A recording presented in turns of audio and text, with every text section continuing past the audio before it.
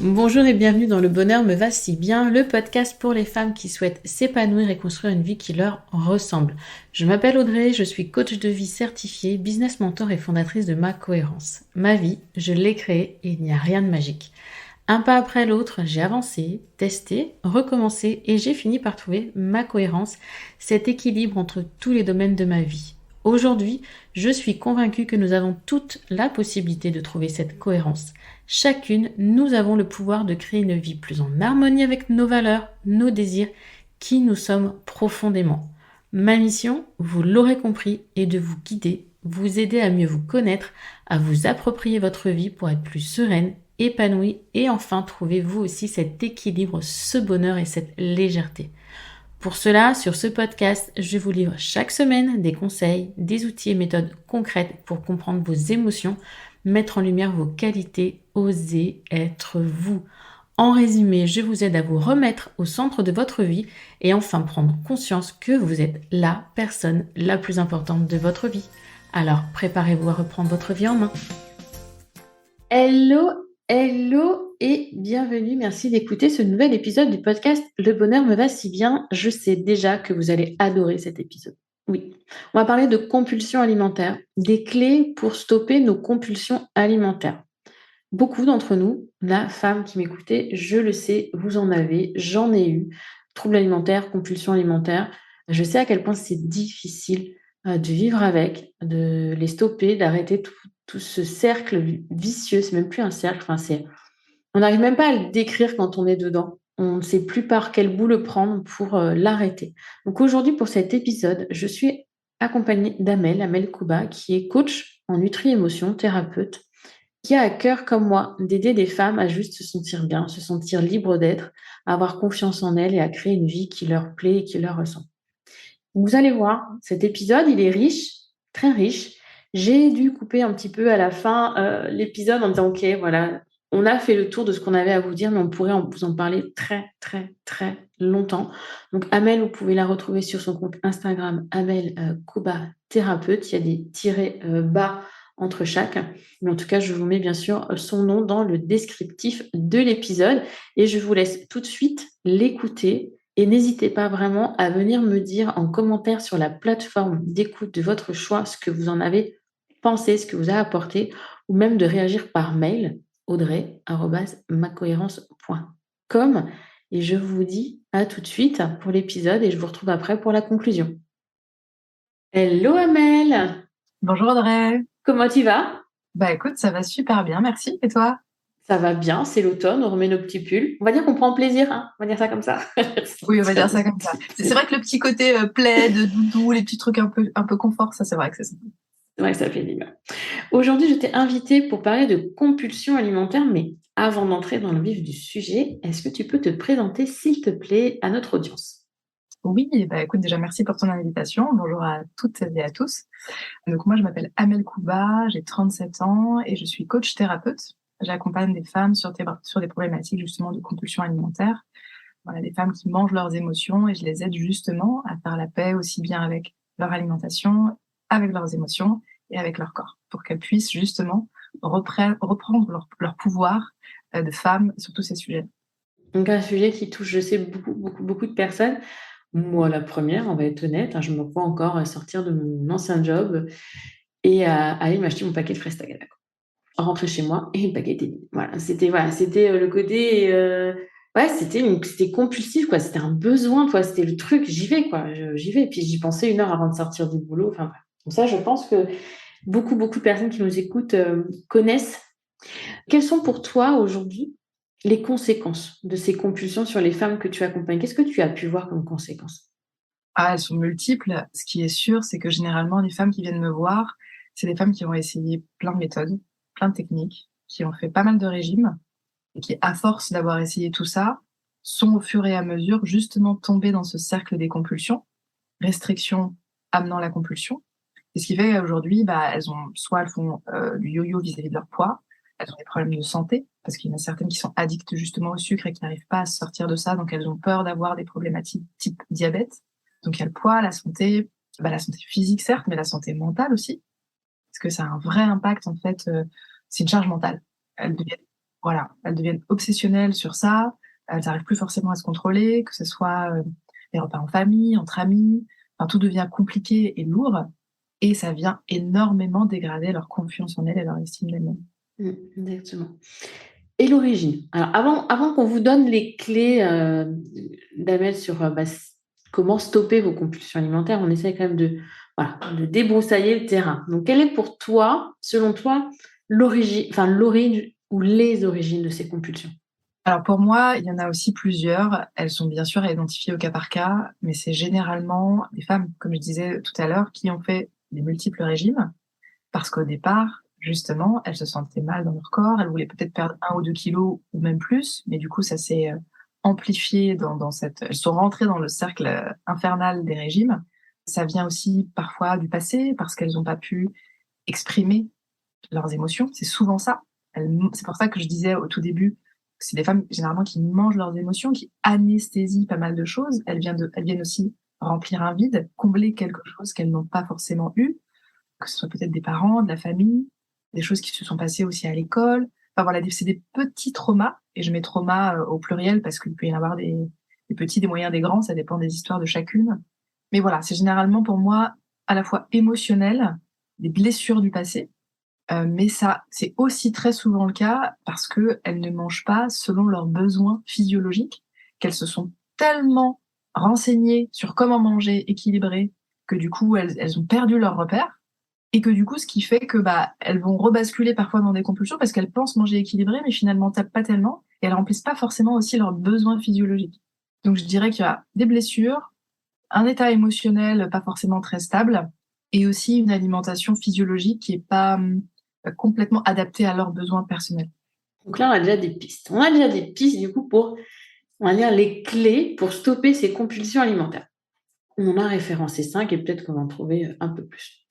Alors, pour toi, quelle serait la première clé à déverrouiller pour travailler ces compulsions alimentaires?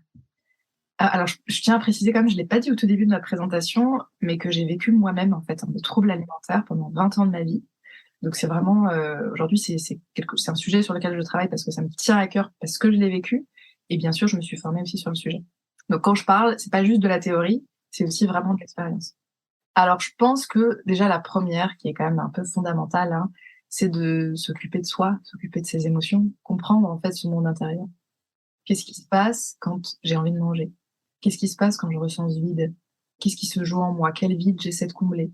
D'essayer d'exprimer, justement ce qu'on ressent à l'intérieur de soi parce que très souvent, et moi la première à l'époque, je n'arrivais pas à exprimer mes besoins, mes ressentis. J'arrivais pas à dire à telle personne ou telle personne: «Non, je ne suis pas d'accord. Non, tu atteins mes limites». J'avais du mal à dire non. Je disais facilement oui pour faire plaisir, pour être aimée, pour être acceptée. Ça a l'air de te Mmh. parler, je vois ton Ouais, visage. ouais, ouais, c'est ce côté, oui, tu arrives déjà, alors tu as le vide qui peut être un manque d'amour, un manque de reconnaissance, un manque de plein de choses, de rejet, l'abandon, toutes les blessures qu'on peut, voilà.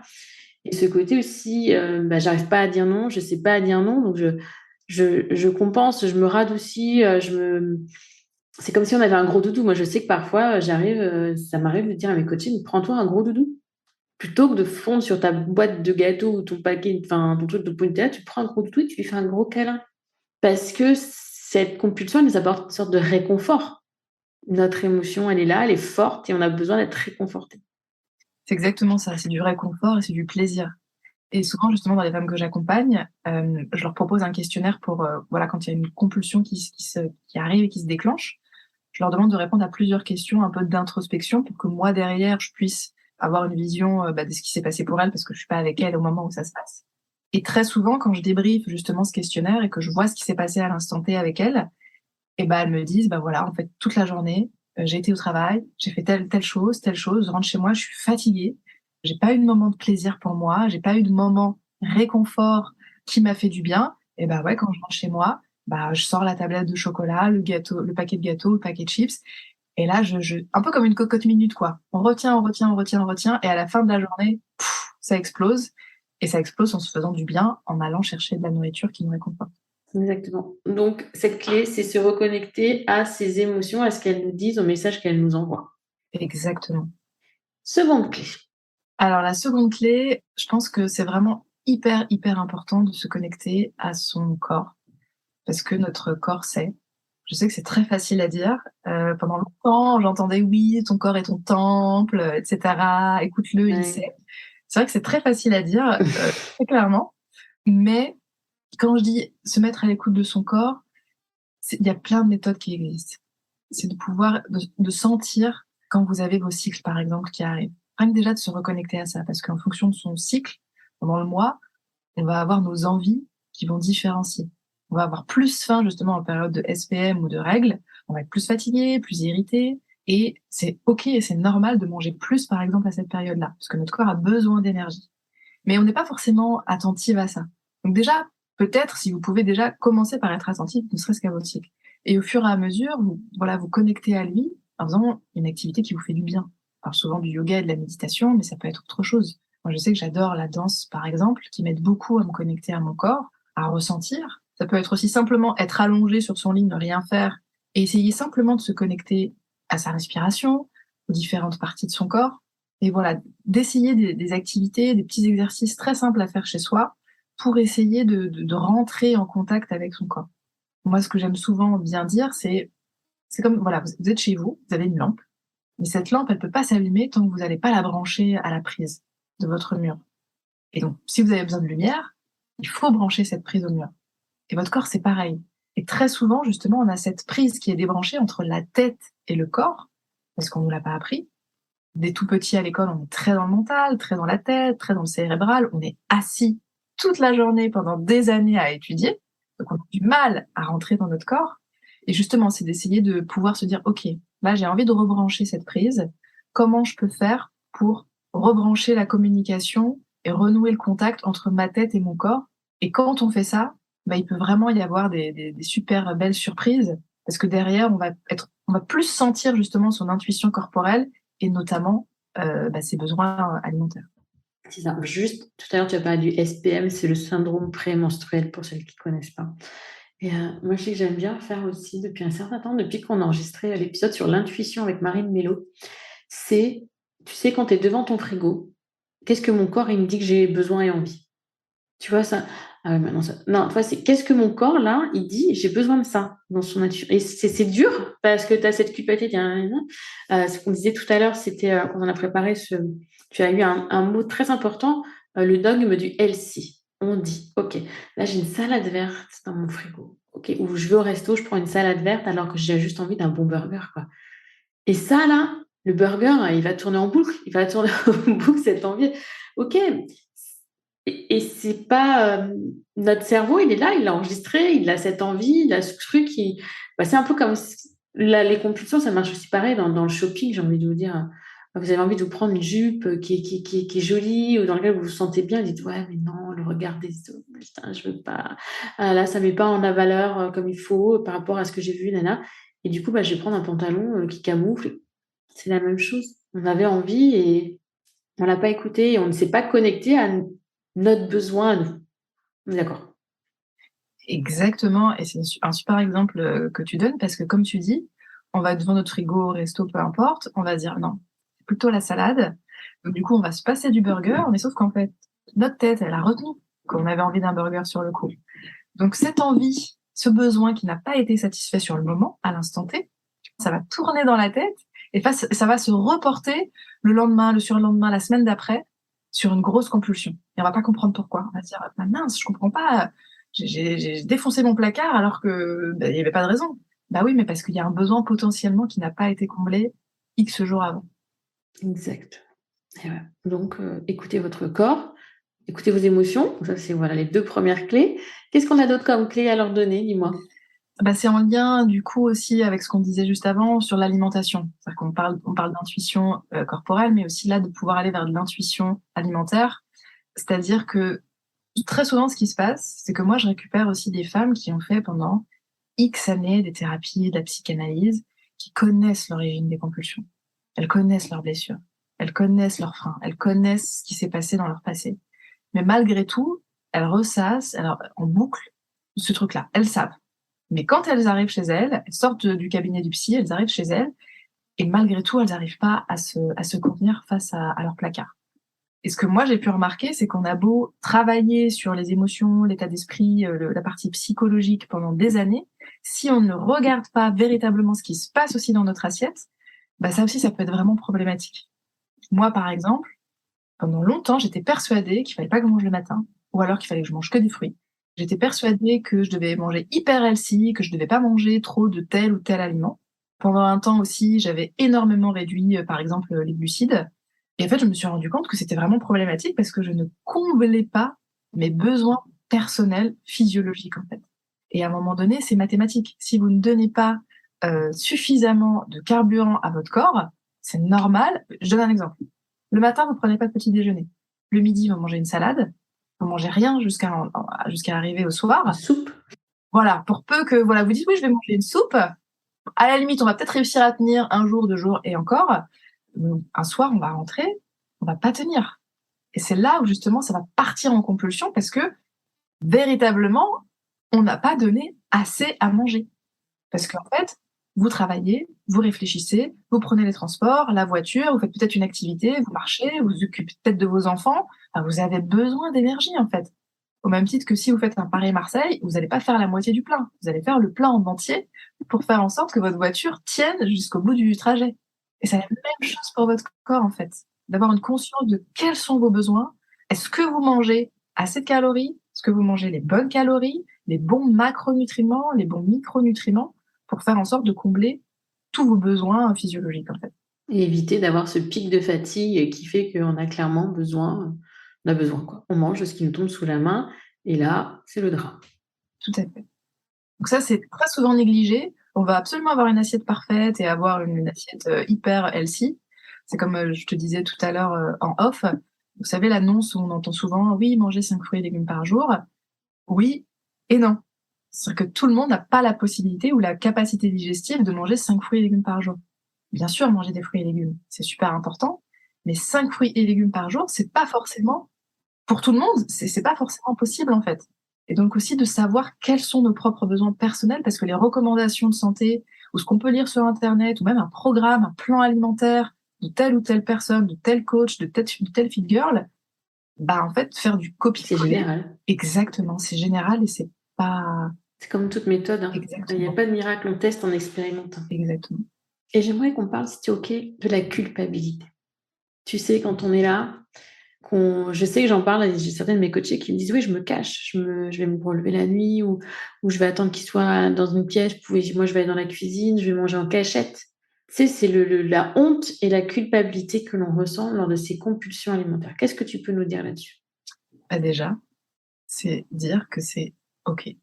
C'est OK de culpabiliser, c'est OK d'avoir de la honte.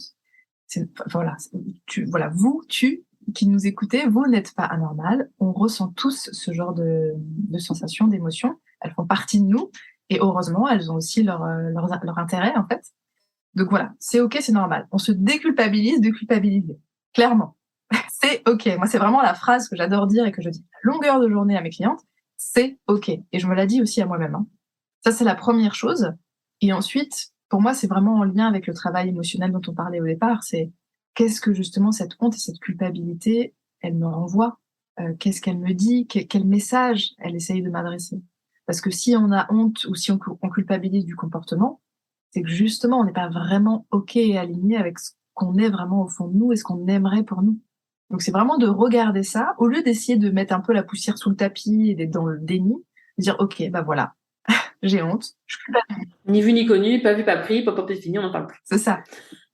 C'est de regarder le truc en face et de dire: «OK, bah ouais, j'ai honte et ouais, je culpabilise, mais qu'est-ce que je peux faire par rapport à ça, en fait?»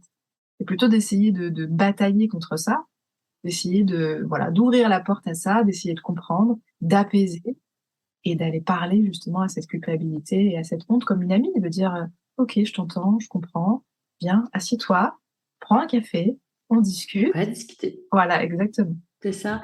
Je vais faire aussi, des écrits. Alors ça vient, d'une élève d'un de mes programmes qui m'avait, donné cette technique qu'on appelait les pokémotions. Elle dessine de manière intuitive. Elle ferme ses yeux et tu vois, il y a sa culpabilité, sa honte qui sont là. Elle va gribouiller quelque chose et elle va lui donner forme après les yeux ouverts. Elle va lui mettre un visage, des yeux et cetera. Elle va lui donner un petit nom comme, Crogneux ou qu'est-ce qu'elle ça fait? Sac à larmes Et ensuite, une fois qu'elle a fait ce dessin, qu'elle lui a donné du coup vie à son émotion, elle lui fait un courrier. Elle lui écrit: «Bonjour, sac à larmes, je t'ai bien vu», tu vois? Et comme elle nous a dit la dernière fois, quand elle a dit, c'est un courrier hyper respectueux. C'est pas: «Tu m'enquiquines», non, non, c'est: «OK, tu es là, j'ai compris, je t'accueille. Quel est ton message? Qu'est-ce que tu veux me dire? Viens, on discute». Et je trouve que c'est vraiment un exercice hyper sympa parce qu'on va conceptualiser, tu vois? On va lui donner vie à cette émotion, elle est là, elle est tangible et du coup, c'est plus facile presque. Tu parles, c'est des fois quand je dis aux personnes comme toi, bah, tu lui parles, elle dit: «Attends, je vais pas enfin, tu sais, elle me regarde les yeux de dire: «Je vais pas me parler à moi-même». Si, si, tu peux te parler à toi-même, il n'y a pas de problème, hein, c'est OK. Et c'est hyper important de trouver son moyen à soi. Ça peut être donner un nom à son émotion, ça peut être donner un nom à sa petite voix, ça peut être plein de choses si vous avez besoin d'être plus tangible ou un objet, vous identifiez un objet, ça c'est votre culpabilité, bah, vous parlez à cet objet ou à ce doudou, ou à ce que vous voulez. Je sais pas ce que tu en penses, mais je trouve que ça aide à verbaliser, c'est ça, verbaliser et faire ressortir ce qu'on a à l'intérieur. Ah ouais, mais je trouve ça génial pour avoir fait aussi, je sais plus comment ça s'appelle. Moi, j'avais fait avec les objets, avec une thérapeute justement, j'ai plus le nom en tête, c'était une méthode bien précise, mais effectivement de pouvoir, parce que comme tu dis, c'est pas évident pour tout le monde de pouvoir, dialoguer avec soi-même. Moi, je sais que moi, j'essaie de faire ça et parfois j'essaie de me déplacer dans l'espace et je me dédouble, pour, voilà, pour discuter avec moi-même. Mais je trouve que c'est hyper intéressant, comme tu dis, voilà, de l'écrire, de sortir de soi pour pouvoir matérialiser ça par des objets ou par l'écriture, voilà, sac à larmes, je trouve ça génial. Enfin, ouais, je trouve que c'est une super idée et complètement. Merci Pascal, si tu m'écoutes. OK, donc on a dit, je récapitule. Se reconnecter à ses émotions, que ce soit les émotions avant ou post-compulsion. Déculpabiliser, c'est pas évident, mais en tout cas, c'est OK si on a une culpabilité, de la honte. On a dit également être à l'écoute de son alimentation et de son corps. Se reconnecter à son intuition corporelle et alimentaire. Bye bye le dogme healthy, et on essaie juste de comprendre ce que son corps a besoin et d'y répondre. Qu'est-ce qu'on pourrait rajouter d'autre? Ah, moi, tout à l'heure, on va reparler de Google. Moi, tout à l'heure, je t'ai dit ce que j'ai fait à un moment. Quand on a des enfants, je sais que c'est un peu compliqué. C'est simplement, j'ai éliminé de mon placard tout ce qui était pour moi source de compulsion. C'est-à-dire, j'ai certains gâteaux que je n'achète plus, tout simplement.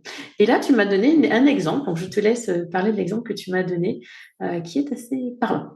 Mais ouais, ouais, clairement, moi aussi, c'est pareil, hein. Je n'achète plus certaines choses. J'essaie de, voilà, de ne pas avoir sous les yeux parce que le fait d'avoir sous les yeux, justement, ça attire très clairement.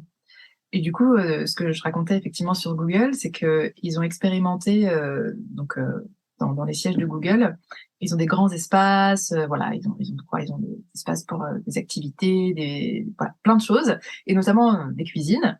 Et à cet endroit-là, des salles de pause et de cuisine, ils avaient, à l'époque mis à portée de vue des cookies dans des bocaux en verre, des gâteaux, des chips, mais tout ça était vraiment, à la vue des employés.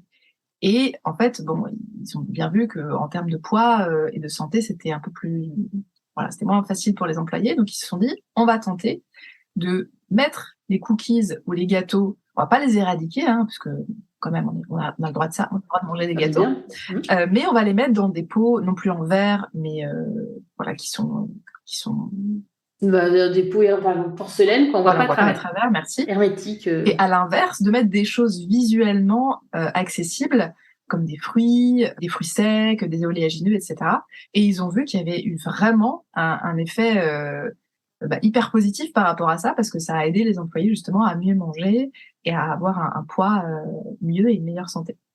Exactement. Donc, voilà, ça c'était notre avant-dernière clé. Et la dernière clé, pour toi, si tu m'en as parlé au tout début, c'est d'arrêter d'essayer tous les trucs à droite, à gauche, de se faire accompagner par 36 000 personnes, de faire 36 000 régimes et de remplacer ça. Je te laisse expliquer la suite.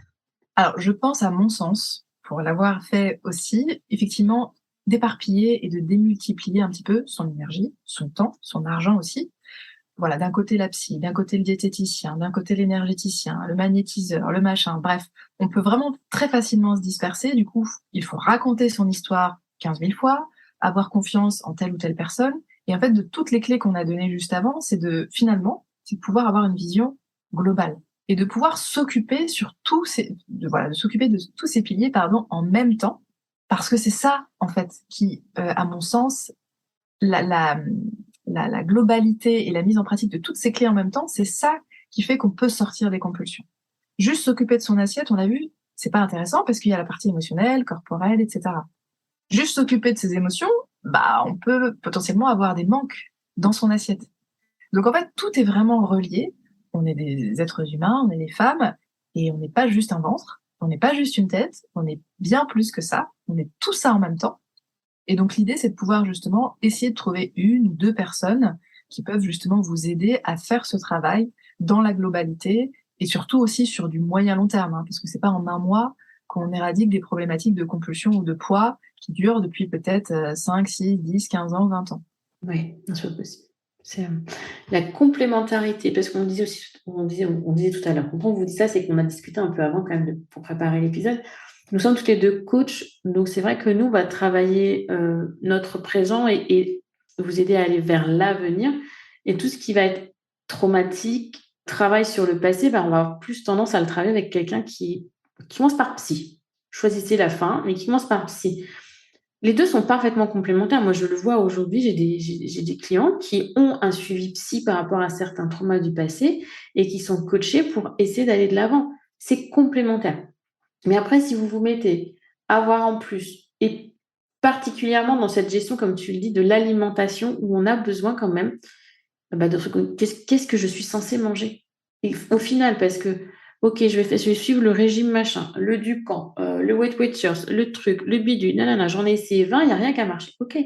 Mais parce qu'en lui-même, le régime ne suffisait pas et que d'ailleurs, c'était pas un régime. Moi, j'aime pas le mot régime, je préfère le mot rééquilibrage qui me paraît plus pertinent et d'avoir cette 1, 2, 3. Des fois, je pense que ça peut être 2, 3 professionnels. Il y a des cabinets qui existent des fois ou qui regroupent, des pros et c'est de voir avec eux comment ils peuvent travailler en symbiose avec vous.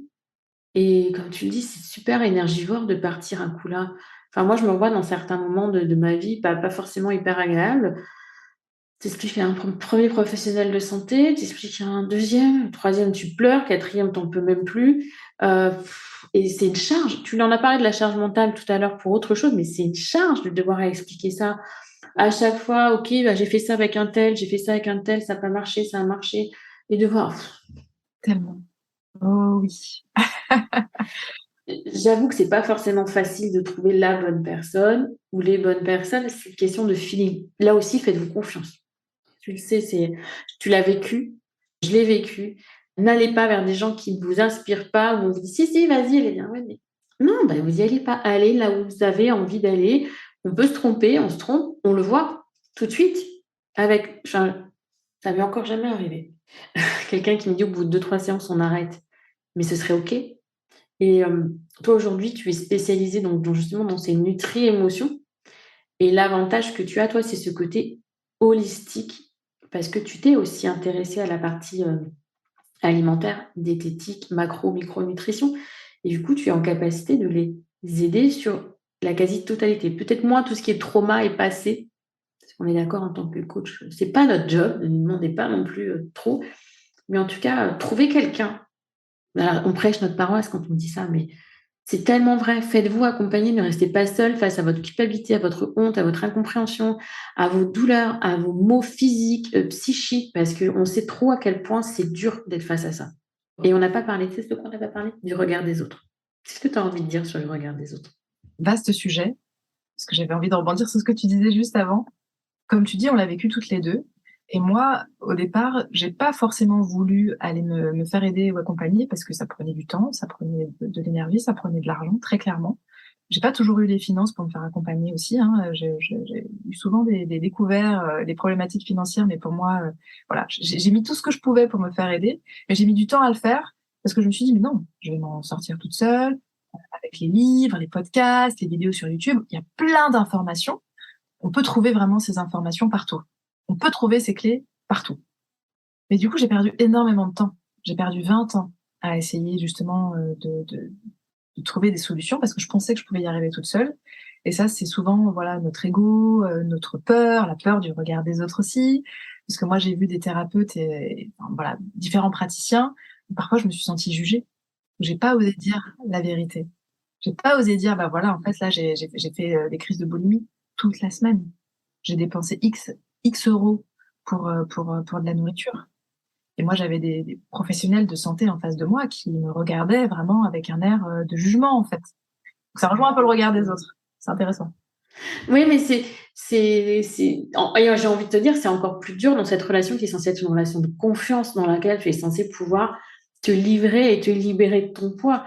Donc, si le regard de ton praticien que tu as face à toi t'enfonce encore plus. D'où l'intérêt, à mon sens, de pouvoir effectivement tester. Et moi, personnellement, ce qui m'a aidé, parce que moi aussi, je me suis fait accompagner, très clairement, et je continue à le faire, et maintenant sur d'autres sujets, c'est quand j'ai trouvé une femme qui avait vécu ce que j'avais vécu. Et du coup, elle avait pas du tout le même regard. Donc, je dis pas que tous les professionnels de santé qui n'ont pas vécu ce que j'ai vécu n'auraient pas pu comprendre, Non. mais en tout cas, moi, personnellement, et c'est ce qui fait la force aussi des femmes que j'accompagne, la première séance, je leur dis, écoutez, vous pouvez me dire tout ce que vous voulez. Vous pouvez me parler de pipi, caca, de drogue, d'alcool, de violence, de sexe, de vomissement. Vous pouvez tout me dire. C'est OK, en fait. Et déjà, quand vous arrivez et que on sait que vous pouvez vraiment tout dire, ça change la donne. Donc, trouvez quelqu'un qui vraiment sera à l'écoute de ce que vous vivez et sera vraiment dans l'empathie, la compréhension et le soutien. Mais faites-vous accompagner. C'est tout. Que ce soit nous ou pas nous, c'est pas là l'important pour nous. C'est vraiment le côté. Alors vous allez dire, ah, c'est bon, ça fait 5 minutes que vous êtes là-dessus. Parce que seul, là, on parle vraiment de compulsion alimentaire. Donc on a vraiment un dysfonctionnement, on a des difficultés et on met à mal notre corps, notre maison pour la vie, même si on a du mal à l'accepter, mal à le vivre. Et ce corps, ce que vous lui faites subir aujourd'hui, vous le fera, entre guillemets, j'aime pas ce mot-là, payer plus tard. Et plus vous mettez de temps à solutionner ces problématiques de compulsion, plus vous êtes dans le stress, plus vous êtes dans la charge, plus vous pouvez avoir des problèmes de cœur, plus vous pouvez avoir des problèmes de dos, d'anévrisme et tout ce qui va avec. C'est juste ça. On est vraiment dans un... Déjà, ne pas se connecter à ses émotions, ça peut faire tout ça dans son corps aussi, parce qu'au bout d'un moment, le corps, il se brûle de l'intérieur, donc on parle de burn-out. Et là, quand on ajoute en plus la compulsion alimentaire, on ajoute des excès de sucre, on ajoute des excès de gras, on ajoute à l'inverse des carences parce qu'il y a et votre corps, clairement, au bout d'un moment, il va pas trop aimer non plus. Donc, on va. Et juste pour terminer là-dessus rapidement, 2 choses. La première, c'est que moi j'ai 37 ans et j'ai vécu il y a 7 ans de ça, un burn-out, une dépression, une tumeur au côlon. Je perdais mes cheveux, j'étais rincée, j'étais épuisée, j'étais fatiguée, j'avais pas le moral, j'avais plus de libido, j'avais froid tout le temps. Enfin, je veux dire, les problèmes j'ai terminé à l'hôpital parce que j'ai failli faire un arrêt cardiaque, vraiment. Et j'étais jeune. Vraiment, c'est pas une blague, quoi. Et moi, l'exemple que j'aime bien donner, je terminerai là-dessus. Si demain vous avez envie de passer votre permis de conduire, vous n'allez pas monter dans votre voiture tout seul et vous dire, allez, je sais j'ai regardé sur YouTube, j'ai regardé mon livre, je sais à peu près comment ça fonctionne.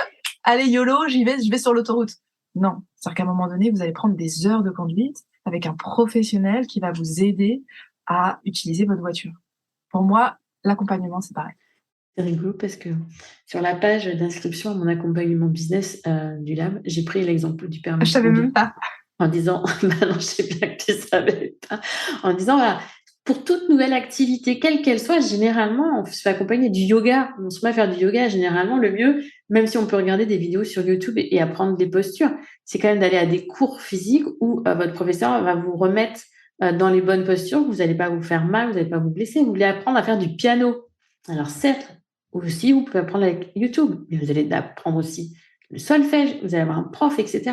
On se fait accompagner dans quasiment tout. Vous arrivez dans une nouvelle entreprise, la plupart du temps, vous avez quand même quelqu'un qui vous accompagne un petit peu, quoi. Pas toujours, je vous l'accorde.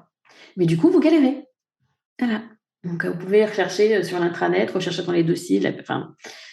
C'est... Voilà. Donc, bon, on va arrêter là avec l'accompagnement. Je pense que vous avez compris le message. Je récapitule. Non, mais parce que pour moi, j'insiste autant particulièrement sur cet épisode parce qu'il y a danger, réel danger physique et mental. voilà. Vous avez compris. Et mental. Donc, on se reconnecte à son corps, à ce dont il a besoin, à l'alimentation dont il a besoin. On se reconnecte aussi à son intuition, voilà, à ses émotions. Qu'est-ce qu'elles me disent? Ok, là, je ressens du vide ou je suis pas bien parce que j'ai pas su dire non. Enfin, qu'est-ce que ça engendre et comment je peux travailler là-dessus? Parce que c'est aussi un travail qui se fait. Voilà. C'est pas juste coucou, t'es là. On essaie de leur répondre à nos émotions. On a aussi sortir du dogme du manger healthy et vraiment, je viens de le dire, d'écouter son alimentation. ne plus avoir sous les yeux, c'est les causes de votre compulsion. La culpabilité et la honte, c'est OK. C'est OK. C'est OK de culpabiliser, mais c'est aussi OK de se dire: «J'ai pas à culpabiliser. J'ai pas à culpabiliser, c'est comme ça, OK, point barre. Qu'est-ce que je peux faire pour changer, que ça se reproduise moins souvent?» Parce que avant de vous dire: «Ça ne se reproduira pas», on va être dans le moins quand même. Juste comment on arrête. On ne pourrait pas, comme tu l'as dit tout à l'heure, en un mois dire: «Bye bye» et puis, se faire la folie. Oui, exactement. Est-ce que tu as quelque chose à rajouter, Annette? Il y aurait plein d'autres choses encore à dire. Je sais pas exactement combien de temps on va pas. Là, on est déjà pas mal, hein, Ouais, on ça va va très bien. s'arrêter là-dessus. Mais je pense, ouais. De toute façon, Amel, on te retrouve sur ton compte Instagram, Amel Kouba Thérapeute. Je vous mets le lien dans le descriptif de l'épisode. Et en plus, tu as une mini formation offerte justement sur la compulsion alimentaire. C'est bien ça? Tout à fait. Donc là aussi, je vous mets le lien dans le descriptif de l'épisode. Vous l'avez compris, là, je suis obligée presque de stopper Amel dans son élan pour que cet épisode tienne Ouais. dans un temps qui est quand même relativement agréable pour vous à écouter, mais vous pouvez vraiment la retrouver, Amel, sur son compte Instagram. Elle délivre plein de belles choses. Il y a des fois, tu me fais des réels qui sont top avec des astuces, des conseils, j'adore. Et avec sa mini formation offerte. Merci beaucoup, Amel, pour ce partage. Je te laisse quand même avoir le mot de la fin. Bah, juste, merci. C'était hyper, riche et intéressant de pouvoir échanger avec toi comme à chaque fois. J'adore discuter avec toi. On se comprend aussi parce que voilà, c'est des sujets qui nous tiennent à cœur, toutes les 2. Voilà, merci à toutes et à tous de nous avoir écoutés et à très bientôt, j'espère. Merci. Alors, cet épisode, qu'est-ce que vous en avez pensé? Ces 5, 6, je ne sais même plus combien on vous a donné de clés au final pour arriver à stopper. Mais vraiment, vraiment, comprenez que vous n'êtes pas seul dans ce cas-là.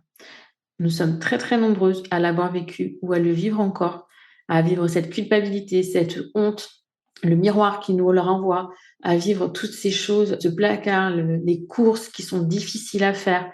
On ne sait plus quoi acheter, on achète. Enfin bref, c'est vraiment une charge mentale, comme l'a dit Amel, qui est hyper lourde. Donc, je vous le redis, l'accompagnement, c'est une solution. Une solution qui va vous aider à aller plus vite, qui va vous aider à vous accepter, vous connaître, vous comprendre, vous aimer. Bien évidemment, vous pouvez faire de l'auto-coaching. Je vous en ai parlé très, très récemment, je crois que c'était il y a 2 épisodes, les limites de l'auto-coaching, c'est faisable. Mais là, une fois de plus, ça ne s'adapte pas à vous. Vous prenez un outil qui est fait pour tout le monde et vous le transposez dans votre vie. Avoir un accompagnement, comme moi je le fais dans Créatrice, c'est avoir une personnalisation. Effectivement, dans Créatrice, je vous propose un contenu, une plateforme avec des outils. Mais à côté de ça, vous avez 2 coachs qui sont là pour vous répondre, pour vous dire, OK, l'outil, tu peux le prendre comme ça. Par rapport à ce dont tu as besoin, tu peux le faire ainsi. Qui vont vous coacher pendant des séances de coaching individuel ou des coachings de groupe sur les blocages que vous avez. Vos propres blocages, comment vous voulez les faire sauter, comment vous voulez appuyer là où ça fait mal, vraiment mal. Seul, c'est très difficile et c'est hyper compliqué. C'est vraiment pour ça que travailler avec des professionnels, c'est important. Travailler avec des psychologues, psychiatres, psychothérapeutes sur le côté passé, les choses qui vous restent, les blessures, les traumatismes. Travailler avec sophrologues, naturopathes. Ce sont des professions qui sont hyper complètes, qui vont vous permettre d'avoir une vision assez globale de vous, ou un coach qui va vous faire avancer, prendre confiance en vous, qui va vous faire travailler vos émotions, qui va vous faire vous reconnecter à vos émotions, vous se reconnecter en fait à votre sécurité intérieure, qui va vous ancrer en vous et donc vous permettre de mieux combattre toutes ces compulsions. Choisissez, j'ai envie de vous dire, la clé qui vous paraît aujourd'hui la plus à même d'être accessible. Aujourd'hui, vous n'avez pas les moyens de vous faire accompagner en individuel. OK, pensez aux accompagnements de groupe. C'est ce que je propose en créatrice. Vous dites: «Non, là, je ne suis pas prête à me faire accompagner». Alors, essayez de vous reconnecter à votre corps et à vos intuitions. Travaillez, questionnez-vous, prenez ce temps pour vous, c'est vraiment, vraiment indispensable et là, aujourd'hui, j'ai presque envie de vous dire vital. Je m'arrête là. Vous savez que vous pouvez me trouver pour me poser vos questions. Vous savez également que si vous avez besoin de vous faire accompagner en individuel ou en collectif, je suis là. C'est mon job, c'est ma passion, c'est ce qui m'anime, c'est ce qui me permet à moi aujourd'hui, qui est passé par là, de me dire: «OK, j'aide ces femmes à en sortir» et ça, franchement, c'est une fierté pour moi. Donc vraiment, vraiment, n'hésitez pas, vos questions, audrey@macohérence.com, vos besoins, vos problématiques, etc., etc. Je vais m'arrêter là parce que je suis lancée là. Je suis lancée, mais bon, je vais m'arrêter. Je vous remercie en tout cas d'avoir écouté cet épisode jusqu'au bout. Prenez soin de vous, écoutez-vous et détachez-vous du regard des autres. Recentrez-vous sur vous. Vous êtes la personne la plus importante de votre vie. À bientôt!